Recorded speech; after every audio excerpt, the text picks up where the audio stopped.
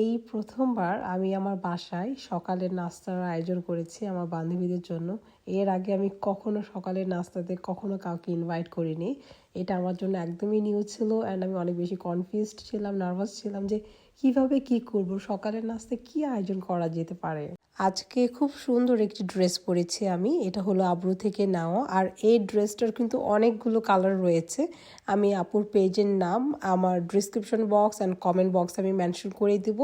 আর আপু কিন্তু শুধু অনলি ইউকেতে ডেলিভারি দিয়ে থাকে। আর আপুর পেজে কিন্তু অনেক সুন্দর সুন্দর কালেকশন রয়েছে, আপনারা প্লিজ একটু ঘুরে আসবেন। আজকে আপনাদের সাথে একটু ডিফারেন্টভাবে টেবিলটা সেট আপ করে দেখাবো, সেটা হলো ফ্রুটস দিয়ে।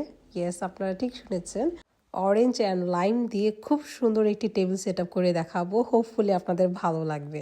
আমি দুই পাশে দুইটা ভাস রেখেছি আর মিডলে আমি 3টা ক্যান্ডেল দিয়েছি। আর তার ফাঁকে ফাঁকে আমি 2টা অরেঞ্জ আর মাঝখান দিক দিয়ে হাফ কেটে দিয়েছি।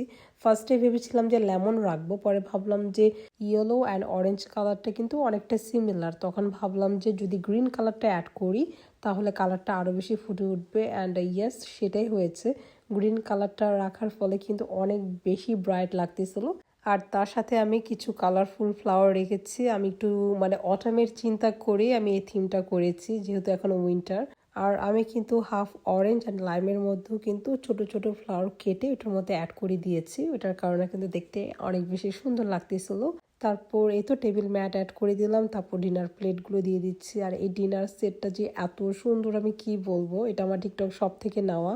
টিকটক শপে এই ক্রিম কালারটা এখন স্টক আউট, অনলি ব্লু কালারটা আছে। যদি আপনারা কেউ কিনতে চান, আমি আমার টিকটকের ভিডিওর লিঙ্কটা কমেন্ট বক্সে দিয়ে দিব, চাইলে আপনারা এটা পারচেস করতে পারেন। ব্লু কালারটাও কিন্তু অনেক সুন্দর। আর এটা হলো ফুল টেবিলের সেট আপ, আমার কাছে তো খুবই খুবই ভালো লেগেছে। আর আমি যেমনটা চাচ্ছিলাম টেবিল সেট আপটা একদম সেরকমই হয়েছে। অ্যান্ড আপনাদের কাছে কেমন লাগলো এই টেবিল সেট আপটা অবশ্যই আমাকে কমেন্টস করে জানাবেন। এখন টেবিল সেট আপ শেষ, এখন মোটামুটি সবাই চলে আসছে। যেহেতু সকালের নাস্তা, তাই তেমন একটা ঝামেলা ছিল না। আমি পরোটা, ডিম ভাজি আর চাটা এখন বানাচ্ছি। আর আমি গতকাল রাতের বেলায় হলো গরুর মাংস, তারপর হলো বুট ভনা আর রসমালাই আমি বানিয়ে রাখছি। আর হলো আলু ভাজি, যেটা হলো আমাকে নরার বাবা করে দিছে, কারণ আমি চিকন চিকন করে আলু ভাজি কাটতে পারি না আর আমার হাতে আলু ভাজি এত ভালো হয় না। আর আমার প্ল্যান ছিল যে নাস্তাটা হবে পুরা বাংলাদেশি নাস্তা, তাই আমি অনেক দিন ধরে চিন্তা করতেছিলাম যে কি কি আয়োজন করা যেতে পারে। যেহেতু আমার এই ধরনের আয়োজন একদমই করা হয় নাই কখনো, তাই আমি আসলে অনেক বেশি নার্ভাস ছিলাম। আর সব থেকে বড় কথা, আমি অনেক বেশি সিক ছিলাম।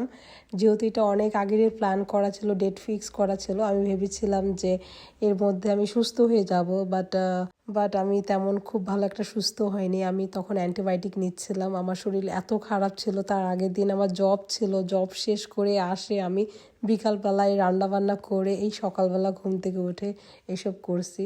পরে আমি মনে মনে ভাবতেছি আসলে আমি কিভাবে করলাম, আমার মধ্যে এনার্জি কোথা থেকে আসলো। যাই হোক, আলহামদুলিল্লাহ আমরা তো খুব ভালো একটা সময় কাটাইছি, কারণ আমার বাসায় মানুষ আসলে আমার অনেক বেশি ভালো লাগে।